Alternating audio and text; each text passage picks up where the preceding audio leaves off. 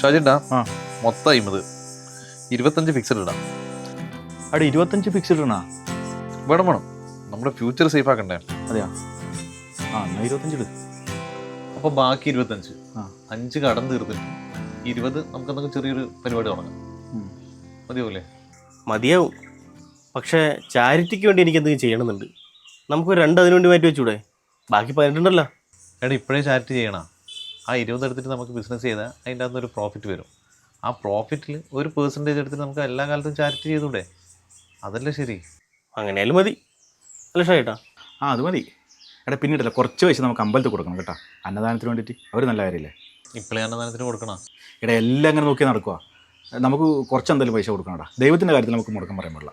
മുടക്കം പറഞ്ഞതല്ല, ഇപ്പം തന്നെ നമ്മളെ ചുറ്റുള്ള എത്രയോ അമ്പലങ്ങളിൽ 24 മണിക്കൂറും ഫുഡുണ്ട്. അപ്പം നമ്മൾ ഇപ്പോഴേ അതിനെപ്പറ്റി ചിന്തിക്കണം. നമ്മൾ ബിസിനസ് എല്ലാം ഡെവലപ്പ് ചെയ്തതിന് ശേഷം, നമുക്കൊരു പ്രോഫിറ്റ് വന്നതിന് ശേഷം അന്നദാനത്തിനെ പറ്റി ചിന്തിക്കാം.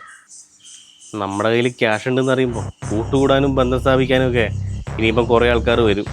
അവരെ നമ്മൾ പ്രത്യേകം ശ്രദ്ധിക്കേണ്ടത്. കയ്യിൽ ക്യാഷ് ഇല്ലാതിരിക്കുമ്പോൾ ഒരുത്തനൊരു വിലയില്ല. കാണിച്ചു കൊടുക്കുക. അതാ ഞാൻ നേരത്തെ നിന്നോട് പറഞ്ഞത്, പബ്ലിക്കായിട്ട് പൈസ കൊടുക്കണ്ടാവും. എടാ പിന്നെ ഒരു കാര്യം, നമുക്കൊരു വണ്ടി വാങ്ങണ്ടേ? നമ്മളെ കാര്യങ്ങളെല്ലാം കുറച്ച് സ്പീഡായിട്ട് നടക്കും. ഷാജിട്ട് എല്ലാം ഞാൻ മുടക്കം പറയുന്നതെന്ന് വിചാരിക്കണ്ട. വണ്ടീൻ്റെ ആവശ്യം നമുക്കിപ്പോൾ ഇല്ല. എന്നാ പിന്നെ നോക്കാമല്ലേ? Well, I saddled up my shoe, headed out at dawn. ഈലും ഇല്ലല്ലേ? ആ ദൈവത്തിൻ്റെ കാര്യത്തിൽ മുടക്കം പറയുമ്പോൾ എനിക്ക് തോന്നി. ഇനിയിപ്പോൾ എന്താ ചെയ്യാ? ഇനിയിപ്പോൾ ഇതുണ്ടല്ലോ, ഇതിലുമില്ലെങ്കിലോ? ഓണമുണ്ട്, അത് കഴിഞ്ഞാൽ ക്രിസ്മസ് ഉണ്ട്, അത് കഴിഞ്ഞാൽ പുതുവത്സരം ഉണ്ട്, പിന്നെ വീണ്ടും വിഷു ഉണ്ട്. നമുക്കുണ്ടല്ലോ അടുത്ത പ്രാവശ്യത്തെ പ്ലാൻ മൊത്തം മാറ്റണം. അതെ. When the road keeps rolling on.